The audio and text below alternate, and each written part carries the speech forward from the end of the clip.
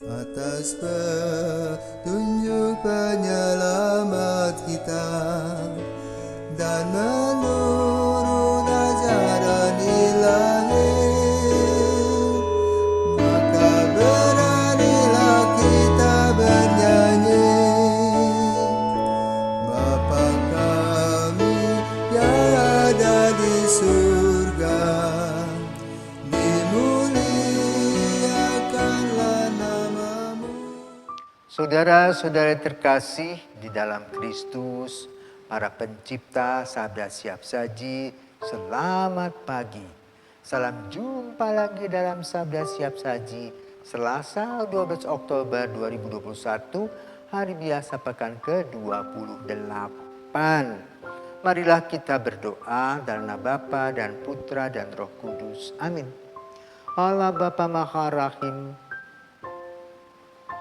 Injil hari ini membicarakan tentang sikap-sikap kami terhadap-Mu.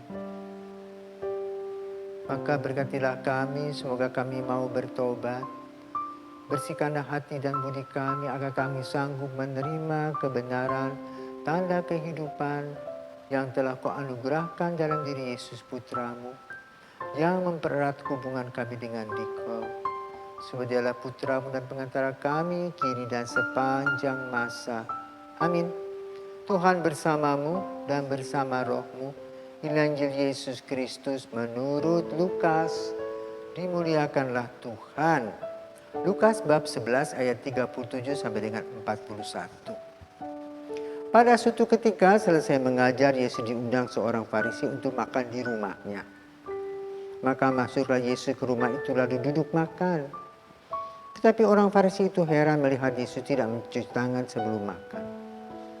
Lalu Tuhan berkata kepadanya, "Hai orang-orang Farisi, kamu membersihkan cawan dan pinggan bagian luar, tetapi bagian dalam dirimu penuh rampasan dan kejahatan. Hai orang-orang bodoh, bukankah yang menjadikan bagian luar, Dialah juga yang menjadikan bagian dalam? Maka berikanlah isinya sebagai sedekah, dan semuanya itu akan menjadi bersih bagimu." Demikianlah sabda Tuhan, terpujilah Kristus. Apa yang dikritik oleh Yesus? Kita lebih sering ribut tentang embel-embel, gerak-gerik, bukan gerakan. Dan hal-hal kecil yang ada disebut dosa. Gereja Katolik pernah melakukan itu hasil Konsili Trente, di mana seorang imam kalau berkeringat pada saat misa, lap keringatnya dosa. Kalau dia menyanyikan salah privasi, dosa. Kalau dia menuangkan anggur lebih daripada takaran yang ada, dulu kan ada sendok kecil, dosa. Apa saja dosa. Itu gerak-gerik, bukan gerakan. Maka kemudian itu ditiadakan. Yang diharapkan adalah seorang imam dalam merayakan Ekaristi penuh dengan kesungguhan hati. Tidak ada lagi hakim menghakimi. Yesus menceritakan, para pengarang Injil menceritakan, Lukas menceritakan apa yang terjadi dengan Yesus soal makan. Orang Farisi mungkin lupa. Di setiap rumah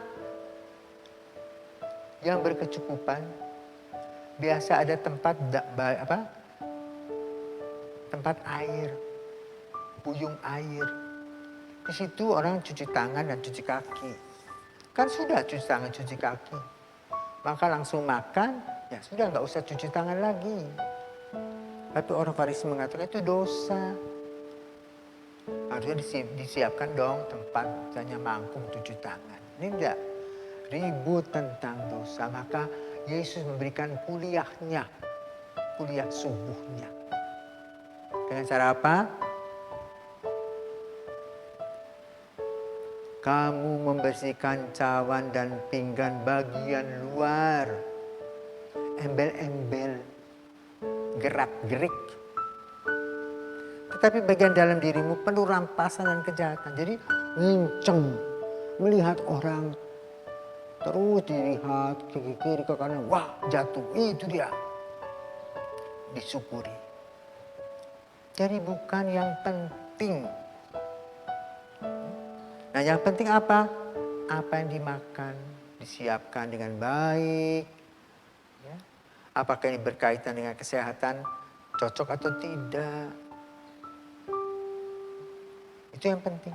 Bagaimana kita menyediakan makanan dengan penuh hati, kesungguhan hati, rela memberi. Bukan setelah dimakan orang ngomongin di belakang. Itu tidak jadi daging, jadi pertengkaran. Maka perhatikan dia katakan, bukankah yang menjadikan bagian luar, dialah juga yang menjadikan bagian dalam. Jadi attitude dan perilaku kita dalam kehidupan sehari-hari bersama dengan orang-orang lain kelihatan. Apakah kita ini hidup dalam pencitraan, show, atau betul kita membantu orang lain? Kalau kita mau membantu orang lain dengan sungguh, tidak usah diketahui orang lain. Kerjakanlah itu dengan baik. Tidak usah pamer. Ya kalau memang suatu hari ketangkap ya sudahlah. Ya seperti seorang calon kadet dari Papua. Setelah dia tes, ketahuan dia makan nasi dan tahu saja. Ya apa boleh buat itu? Nah sudah terkasih, maka mari kita diajak oleh Yesus untuk melihat nilai-nilai moralitas kita. Apakah kita betul dalam kerja dan doa kita dengan sungguh-sungguh, atau kita cari untung, ingin dipuji orang, juga untuk mencari mengumpulkan rezeki dari apa yang kita lakukan untuk kepentingan sendiri. Dan itu bertentangan dengan hukum cinta kasih. Maka dalam hukum cinta kasih tertera satu, orang selalu ingin membuat gerakan dengan tulus, polos, tanpa pamrih, rela, sukacita. Dan bahagia. Dengan memberi, orang mendapatkan kebahagiaan. Dan itulah ciri khas seorang Kristen, seorang pengikut Yesus. Yang mau berkurban, yang melihat orang lain senang, ikut senang. Kalau ada kesulitan, ingin membantu, bantulah dengan sukacita. Bukan terus nginceng, ngerumpiin, nyinyir, mencela saja. Tidak membangun. Mari, saudaraku terkasih, kita membangun sebagaimana Yesus yang solider. Allah yang jadi manusia dan mengajarkan kepada kita begitu banyak etika dan etiket dalam hidup. Moralitas sebagaimana sebagai seorang yang diciptakan menjadi citra Allah harus memberikan yang terbaik.